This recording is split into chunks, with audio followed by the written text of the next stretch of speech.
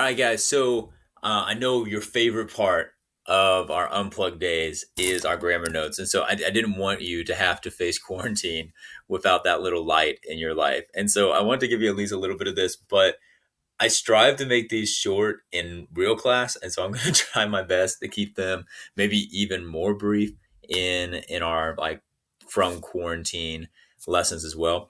Really, right now, what I want to look at first is the concept of subordination and coordination, and this is something that I feel very confident that you understand at least in like a basic way that we use it. Like, you know what subordinating conjunctions are, you know what coordinating conjunctions are. I mean, you probably grew up, hopefully, if you grew up right, you grew up with conjunction, junction, what's your function? And so you at least know like your fanboys, right? But I'm not sure that all of you understand how subordination and coordination are supposed to function. And the only reason I say that is not to I try and like discredit your intelligence or anything, but it's something that honestly, until I started teaching English, I hadn't really ever thought about. Like, naturally, kind of intuitively, I used them and I felt like I was using them properly, but I never really thought about how they were supposed to be used. So I just want to walk you through that a little bit here. And because I think that understanding your grammar better makes you a more confident writer, and also really helps with like clarity of your thoughts. Okay. So I want to make sure you understand how this all goes. Now, of course, like right now, my slides are loading really, really slow. So hold on just a second. I'm gonna pause this. No, we'll just do it this way. You guys can probably see that just fine.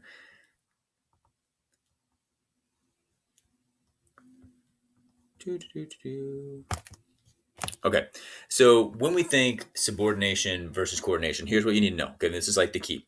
Coordination, when you use some kind of coordinating conjunction or like correlative conjunction, something along those lines, you are doing that to express equal emphasis. Okay, equal emphasis. Where subordinating conjunctions are actually doing the opposite. They're showing non-equal emphasis. Okay, so here's what I mean. So if you use a coordinating conjunction on either side of a fanboy, for example, okay, so or either side of like a word. So let's say we have like peanut butter and jelly. Okay, if I say that both of those words are being equally emphasized in my sentence. Okay, so I want both peanut butter and jelly, or I want peanut butter but not jelly. So I'm emphasizing both of those concepts equally. That's what a coordinating conjunction does. If I have two phrases or if I have two clauses and I put them on either side, or either side of a coordinating conjunction, then I'm saying both of those deserve equal emphasis in this thought. Okay. Now, I know that might seem like an unnecessary thing to know, but it's actually really critical, because when you are writing a sentence, if you choose to use coordination, I don't know why I'm pointing again, if you choose to use coordination, you are expressing that what you're trying to say with that sentence is emphasizing both parts of that sentence equally. Okay.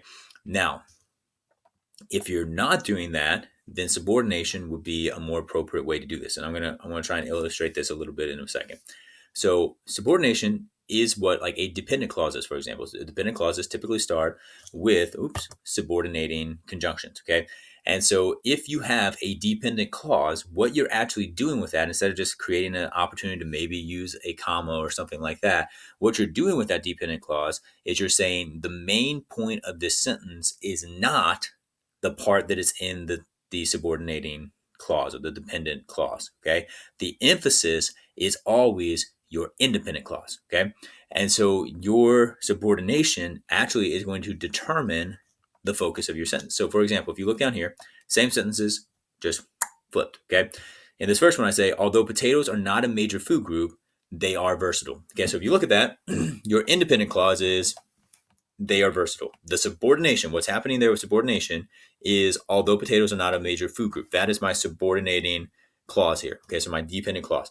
Since I am doing that, if that was like, say, like a main idea in a paragraph, then your reader, understanding how grammar works, would look at that and say, okay, this paragraph is going to be about how potatoes are versatile. Okay, because that is the part that is being focused on, because it is not in the subordinating conjunction.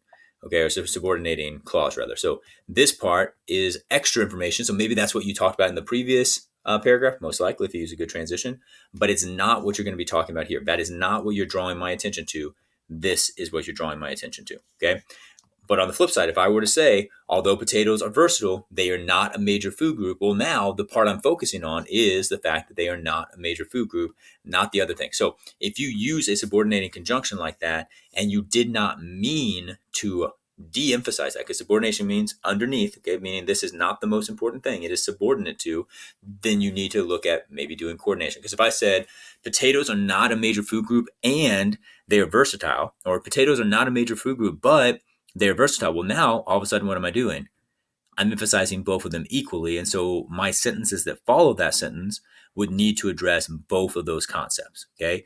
You might, I hope you're tracking with me. If not, let me know if this is completely confusing, reach out to me, but keep this in mind. Subordination means that whatever is with that subordinate conjunction is not the focus of your sentence.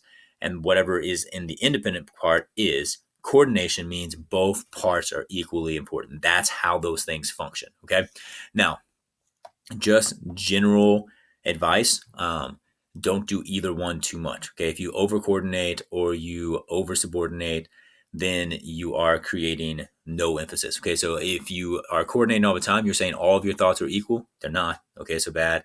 It's not going to function. Also be aware most people, when they write, we default to using the word and is not always the appropriate conjunction. Okay. So make sure that you are giving love to all the other ways that we can connect words. Okay.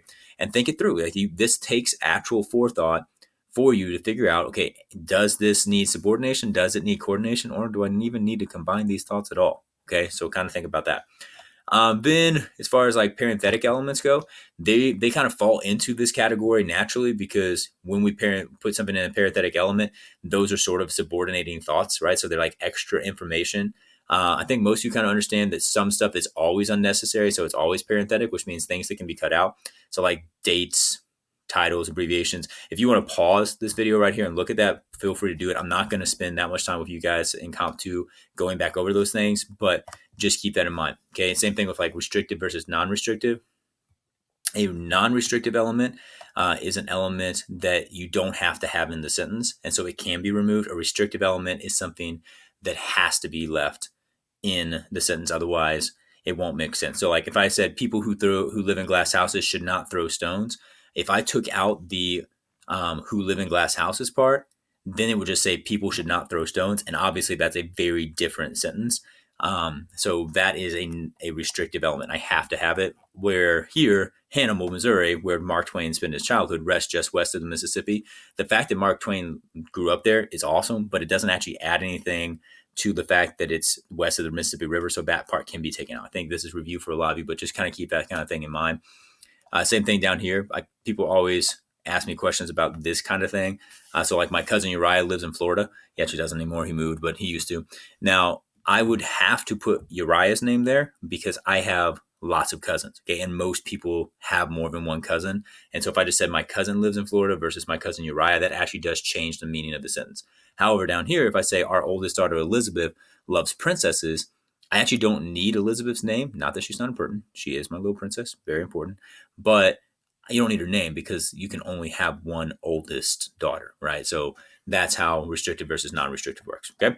Hopefully this gave you a little joy in your life as you thought about grammar while you're sitting in your house, quarantined, because nothing makes you happier than thinking about coordination and subordination. So you're welcome. Have a great day. Make wise decisions. Merry Christmas.